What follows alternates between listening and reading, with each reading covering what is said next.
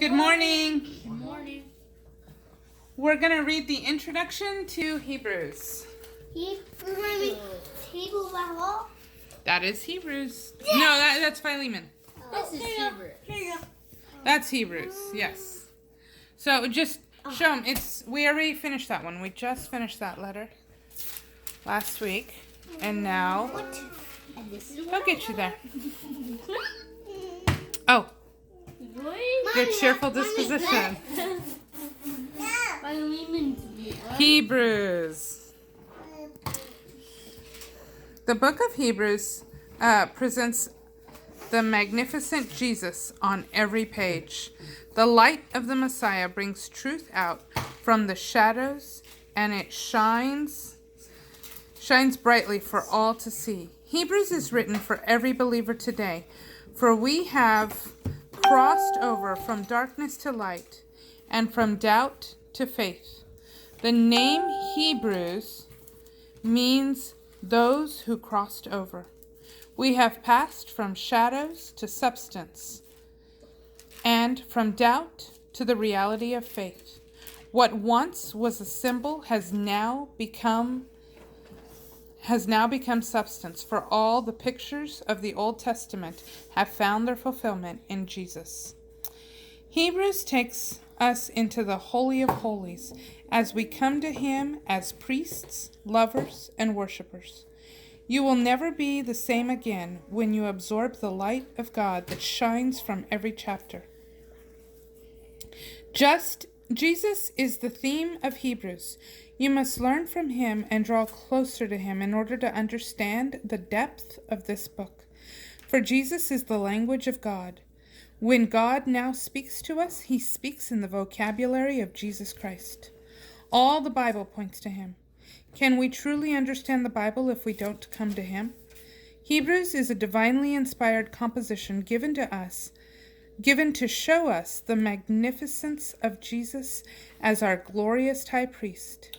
He is greater than the law, the angels, the system of temple worship, and greater than any high priest or religious structure. Because our royal priest gave his sacred blood for us, we now have unrestricted access to the holiest place of all.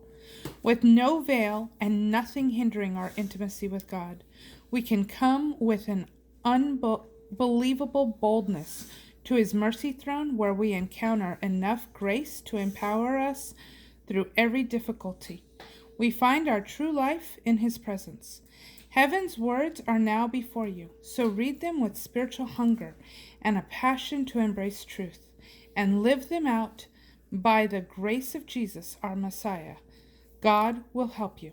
The purpose of the pastor's sermon is evident, and the further you read his letter, he's trying to prevent those he's addressing from abandoning their Christian faith and returning to Judaism.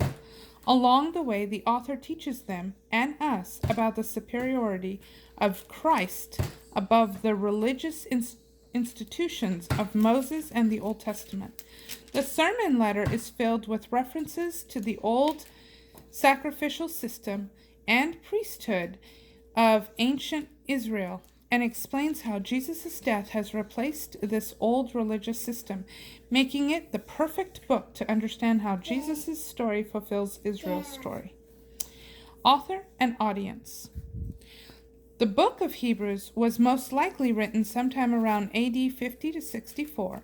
It had to have been written prior to Clement of Rome, citing it as inspiration in AD 95. And before the Roman war destroyed the temple in AD 67 to 70. Though Hebrews' true authorship is unknown, the earliest church fathers taught that Hebrews was written in Hebrew by Paul for the Jewish people. Eusebius, AD 260 to 339, refers to an even earlier apostolic father, Clement of Alexandria, AD 150 to 211, who confirms without question that Paul wrote Hebrews in the Hebrew language for the Hebrew people. More recent scholarship, however, has begun to question this and speculate that it was written by Barnabas, Apollos, Priscilla, or another one of Paul's close associates. Regardless of who wrote it, we are more certain about who read it, or rather, who first heard it read aloud. Because Hebrews seems to be more of a sermon contained in a letter, the inscription placed on the original document is to the Hebrews, and the major themes point to a group of Jewish Christians who may have been getting cold feet, wondering if they should return to Judaism. This sermon letter is so steeped in ancient Jewish practices that it seems very likely the author is addressing Christians converted from Judaism, and yet the letter still speaks to us today as those who enter into a better covenant by faith in Jesus Christ. The major themes: Christology.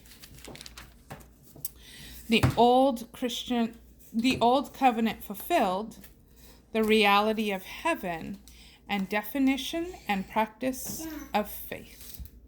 That is the introduction. So, bye. Bye. Have a great day.